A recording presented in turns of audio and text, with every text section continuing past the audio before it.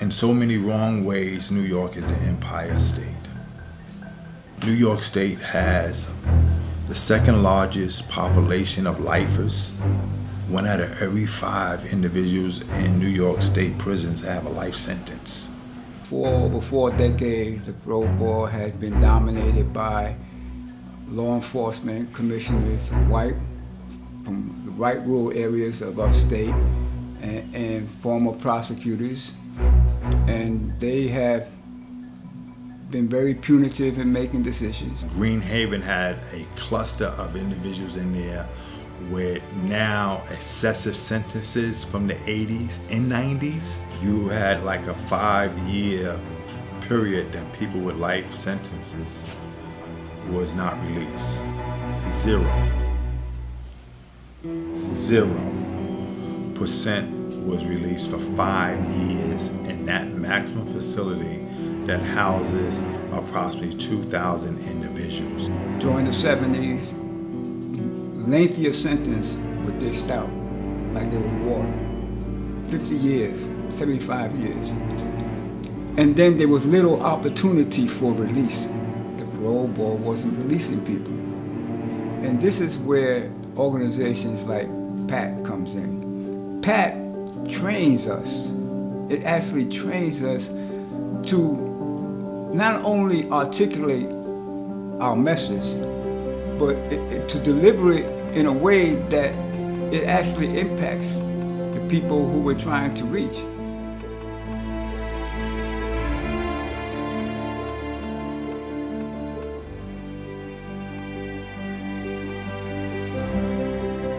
Pact, which stands for Project for a Calculated Transition, is one of the top-notch organizations in Green Haven Correctional Facility, and we have a motto. It says, "You don't choose Pact, Pact chooses you." So I didn't know that I was being surveilled when I got to the facility. In Pact, they call us a secret society. To become a member or to fill out application, a member has to recommend you. They review you, first of all, and they look to see if you are of stellar quality, because it's not a skull and bones organization, but it's an organization that picks its members. One of the objectives of the Pact organization is to ensure that its members understand the law. Most of the people that were in Pact worked in the law libraries. We were actually helping people work on their cases. We talked to guys about doing positive things, educating themselves. You had people who had long sentences that were in prison, and the college prison program had been there, and we say, why aren't you taking advantage of this? We say, you have a case, but you know nothing about the case.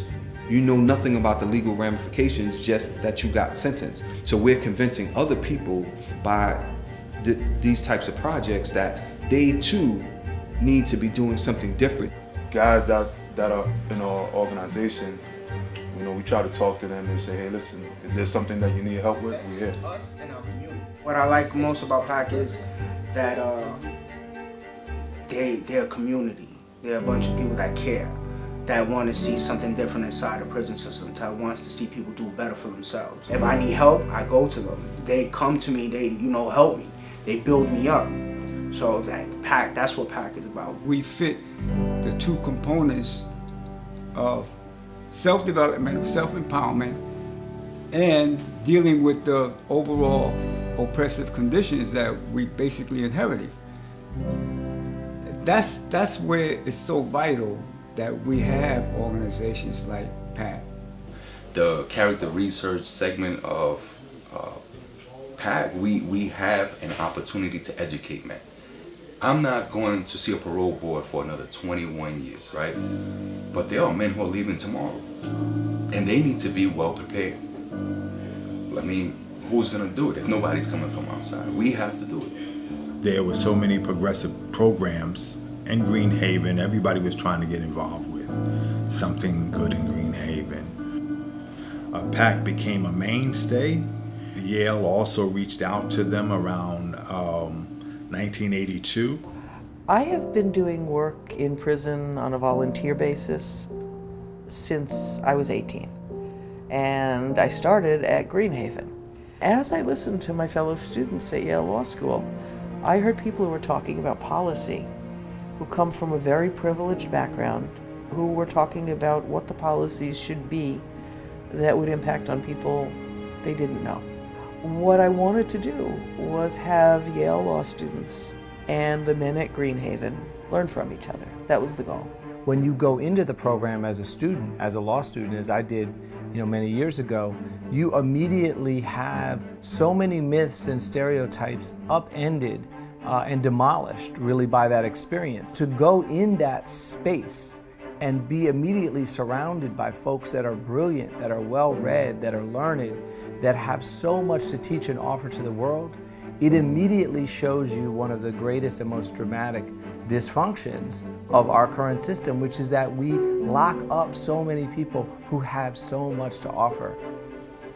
There's a lot of good guys in prison. There's a lot of guys that waiting to go home, and they ready to go home and do something for their community. We already have examples like that. When I first met Roy, I believe it was in Greenhaven Yard. We sat down at the table. I was already a Pact member. I go to the yard, and I'm walking around with one of the Pact members, who I didn't even know was a Pact member. He struck me right away as someone that had did a lot of self-development at that point. Anthony Dixon was the anchor that pulled me into Pact years ago. What Anthony saw in me was that this is not a guy who belongs in prison. He came in 2 weeks after he turned 18. He was given 80 years at 18. An earthquaking sentence.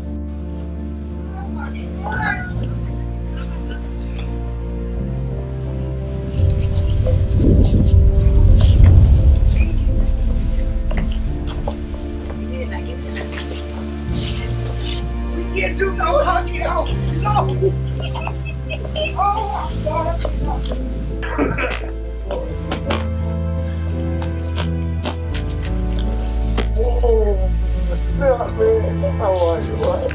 I left the cell and I had come out into the day room area this morning, and an old timer had approached me and started talking to me, and he said he wanted to impart some wisdom, and in the midst of imparting his wisdom he started crying and told me that it's so hard to see a guy like me leave because of the good spirit, and he said everybody in the prison system is expecting me to do something very big to represent them. And I don't believe in coincidence. I think for him to be at the door on my way walking out was something that I needed to hear.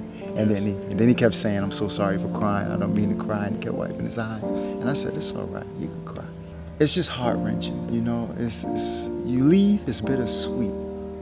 More sweet than bitter, but it's bitter in the sense that you've become attached to struggling and people who deserve a second chance, and to just leave them behind after so many years of being with them, it's like a shock to the system. But it was time for me to go. After 31 years, it was time to go. Through Roy Bolus, the governor has recognized Pact as a re-entry program. With that, he's placed me in a position for executive clemency. While he was in prison for 3 decades, what he did was he accomplished a Bachelor of Science, he had 2 master's degrees, and he was working on his PhD.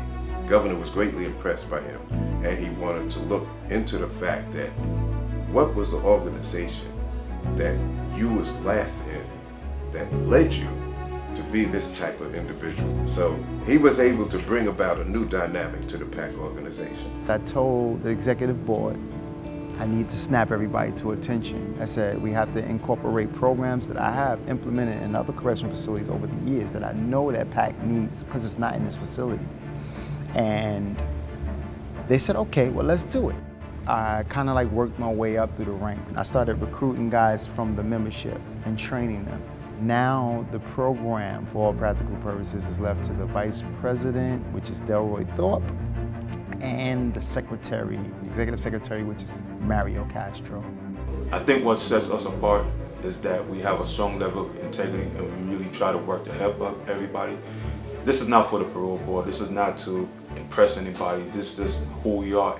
I've been a part of Pact for about 2 years now. I'm an executive member. I'm a secretary of the organization. I came from Attica Correctional Facility.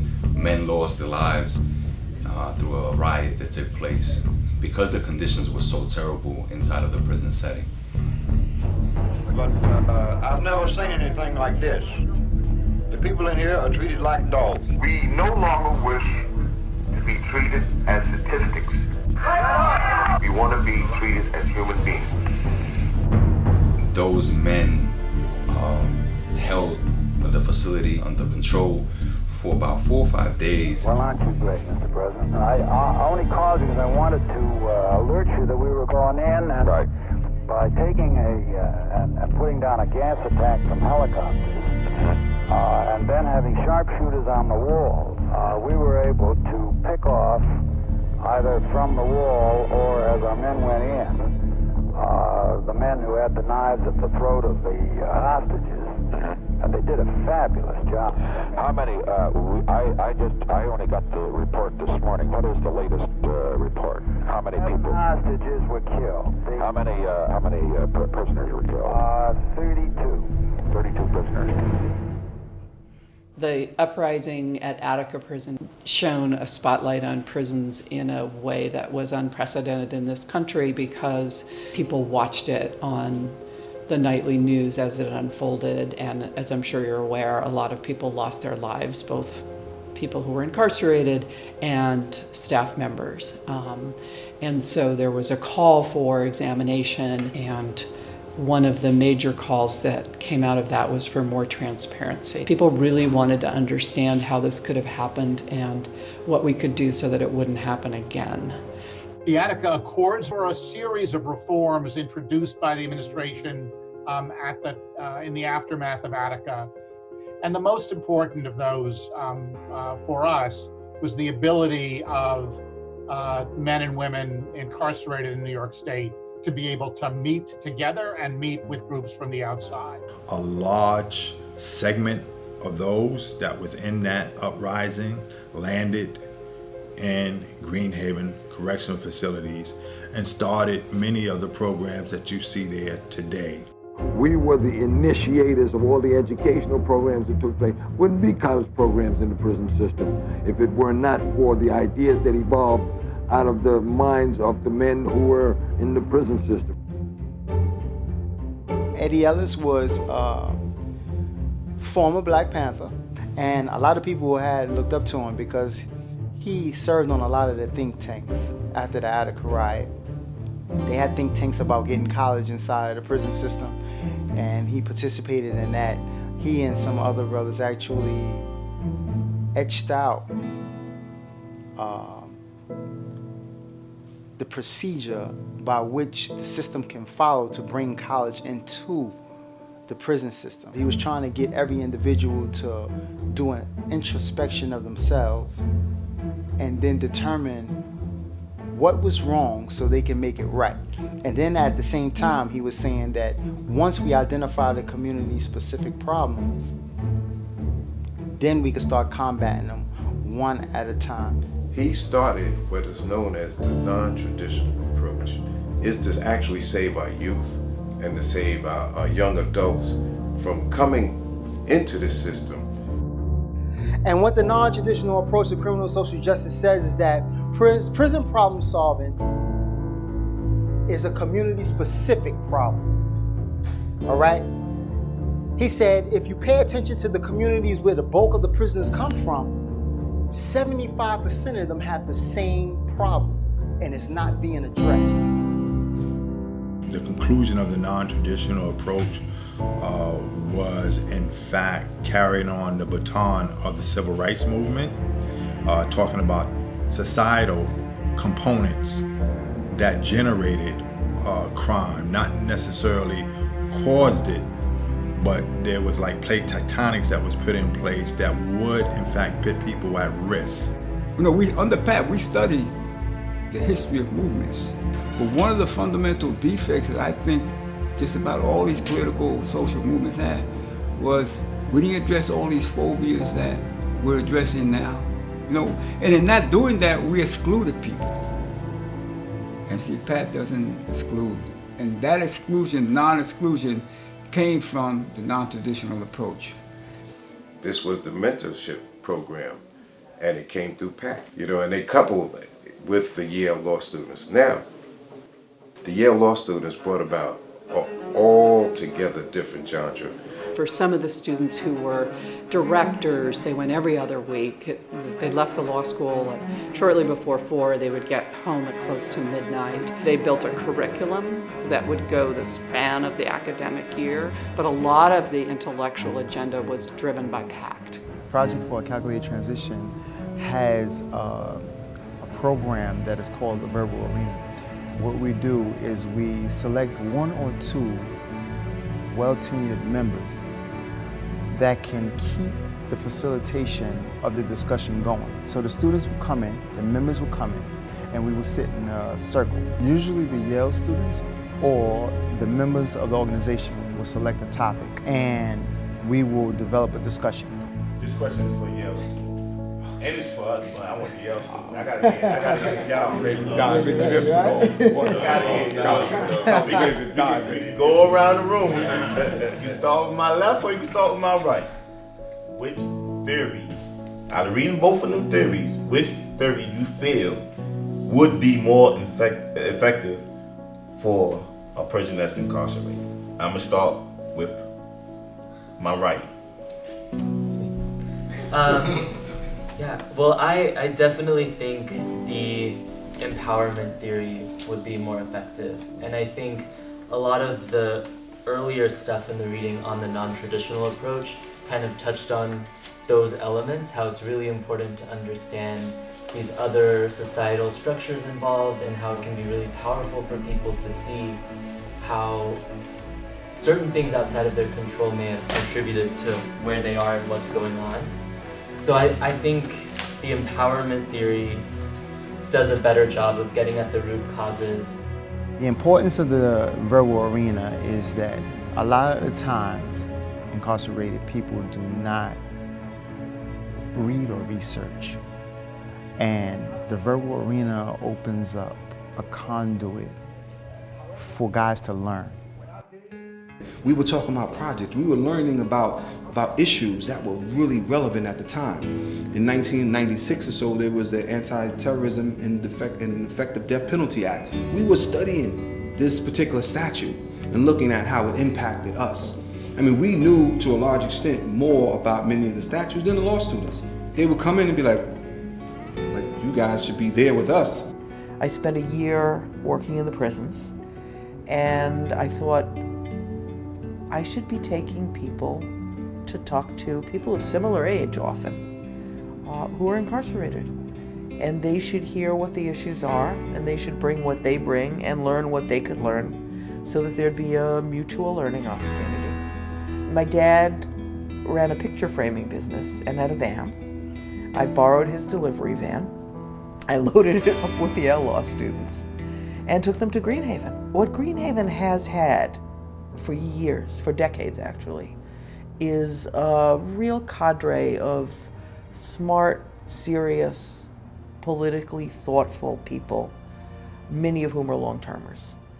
And that cadre has some impressive people in it. Just dealing with the litigation of the law, we're dealing with a new language called legalese. So this is a mixture of English and Latin, you know. So now, in order to be able to properly litigate a situation, you must understand what the language is and then know the rules for that language. So this is, like I would say, a Herculean task for us as pro se litigants. We had gotten some reading on the Reconstruction Amendments. And of course, you study the Reconstruction Amendments in law school, 13th, 14th, 15th Amendment. So I wasn't an expert, I was only a first-year student, I was in my first semester. But I knew a little bit, I thought. And one of the guys started talking about the 13th Amendment. And he said, well, why does the 13th Amendment exempt prisoners? And I didn't know what he was talking about.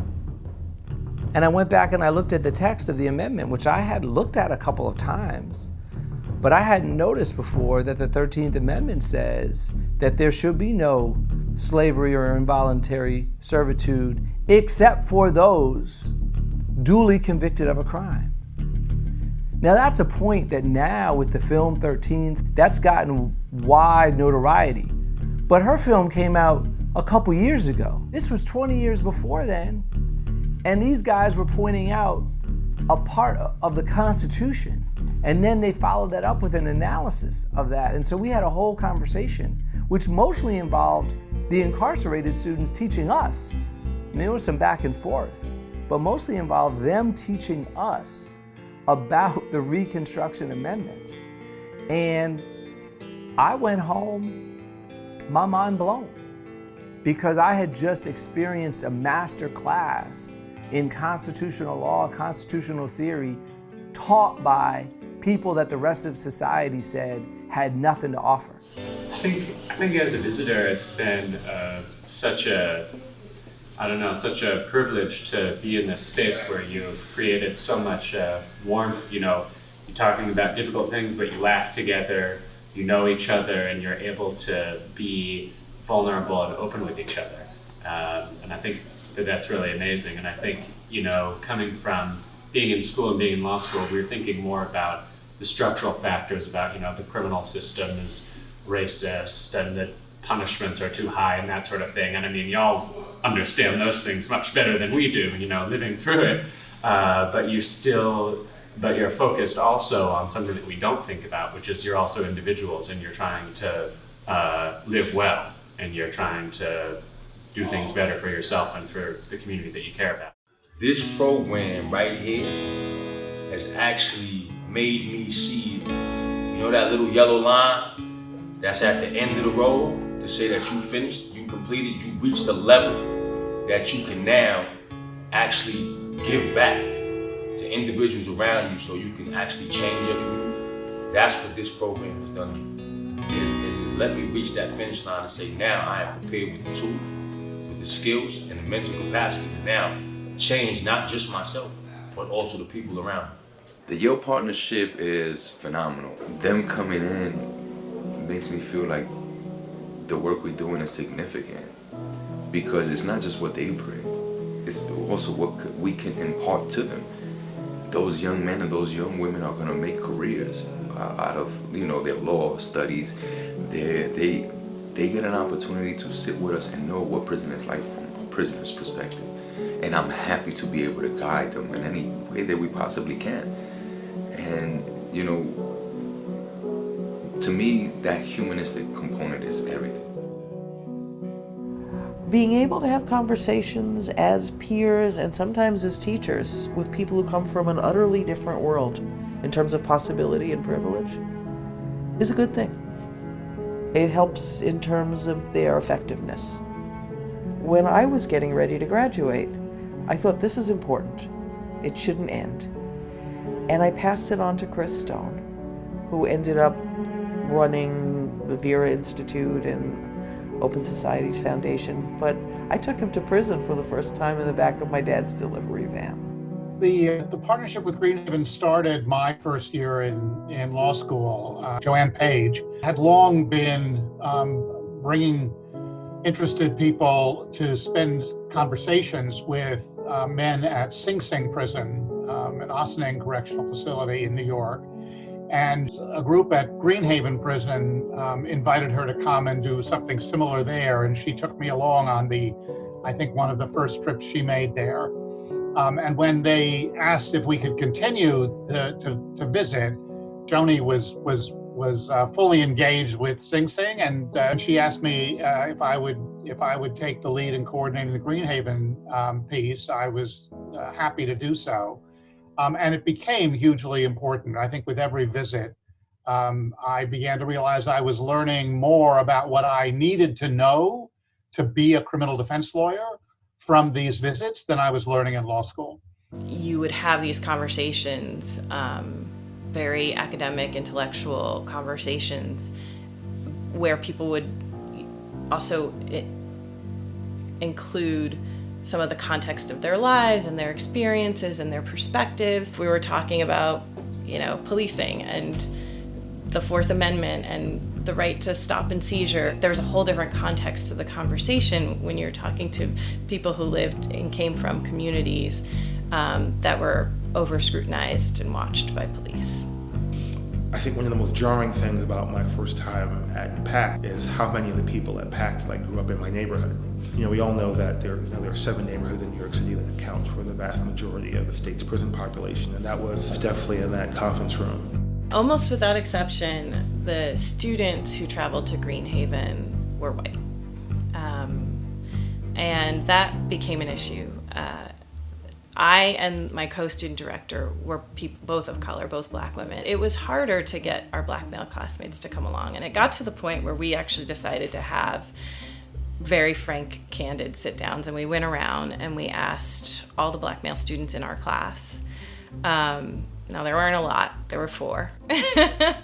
But we asked them all to come to Greenhaven. And if they didn't, we asked them why they wouldn't come. At some point, they kind of, different men that we spoke to opened up to us and explained that it was just really hard, that it was hard for them to be confronted with the visual of so many black and brown people behind bars.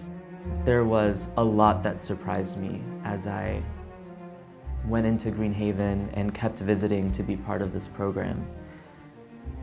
It's always shocking how oppressive and dehumanizing of a space a maximum security prison can be. There are reminders of that every day when we visit the men we call friends now inside of Greenhaven. At the same time though, I think equally surprising are the moments of deep hope and deep love that I have experienced inside of such a dark place. I do appreciate and understand that crime-generated factors exist, as Eddie Ellis and Larry Luke Mountain White recognized when creating the non-traditional approach. I understand that, but not everybody reacted the same way to it. And I think that if I'm gonna answer the question, or we're gonna answer that question of how we got here, it should be a little bit more specific. How? Because some people found another way out. I kind of agree with him, because my sister right now, it's amazing that she has never committed a crime, and right now she is actually retired from where she used to work at, which is a police officer in Connecticut. However, as far as all my brothers, we all traveled through the system. We didn't have a father figure around, so that played an instrumental part in the whole thing, because at the same time, we had to learn how to be a man from the streets. We are here in prison because we failed.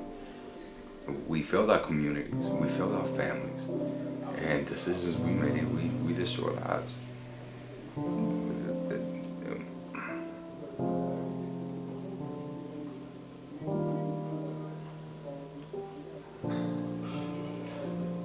That's a reality we have to learn how to live with. That is one that doesn't change. We can't go back. There is no place to learn how to deal with that. I'm so grateful with Pact, because it is a platform to learn how to deal with that. Castro is exceptional.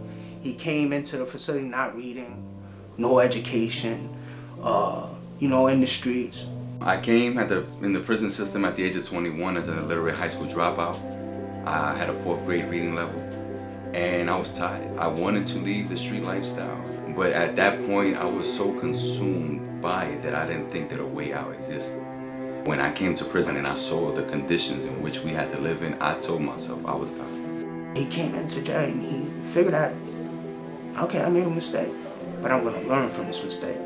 Taught himself how to read, taught himself everything. He's in the Supermax, locked in, teaching classes, building programs, doing things to better oneself. And he tells me, he says, you can do it. And I believe him, I can do it. So now I'm like the major copy guy for the Pact organization, and we do copies, legal copies for the whole correctional facility. It's hard because some people don't have that type of money. It's 10 cents a page, and we try to assist them any way we can. So what I like about Pact, if they don't, person don't have it, we'll help them as best as they can. Each individual that becomes a Pact member has idiosyncratic needs. They're different. They vary from one individual to another. And what the leadership impact does is find those nuances. And those ways we help one another for the membership through the activities that are established, like the Excel in School project. You know, it's an opportunity to interact, socialize with people from the outside community in a positive way. You know, the Excel in School project is the book bag initiative where Pact buys school supplies for kids and hands them out in the visiting room. We don't interact daily in a social, you know, way with most folks from the outside. But that's a positive way to do it, you know, to try to bring some normalcy into our abnormal environment. We just don't run our programs just to say we run the programs and we helping guys. We genuinely want guys to change. We stand out because we honestly, from our heart, want to see a change in each and every person that comes in our class. We coexist here, we grow here, we learn how to be men here. We probably become better men in here than we ever were when we were outside. These men are valuable. They have a valuable role to play in our communities. And to keep them in prison, it's like you're taking a valuable member of the community away. Because they have shown that these men have been a valuable asset to every prison they've been in for decades. And it's no question that they will even be even greater value to their home community wherever they go. So to keep them in prison is just pure vengeful punishment. And that's what we have to resist. We have to get rid of that culture of just punishing people, because that's not what parole is supposed to be about. You know, the process of releasing men and women from prison is about not only their value to themselves, but their value to the families that they have and to the communities they will be returning to. And to deny them release from prison is almost criminal, because you're stealing from the community.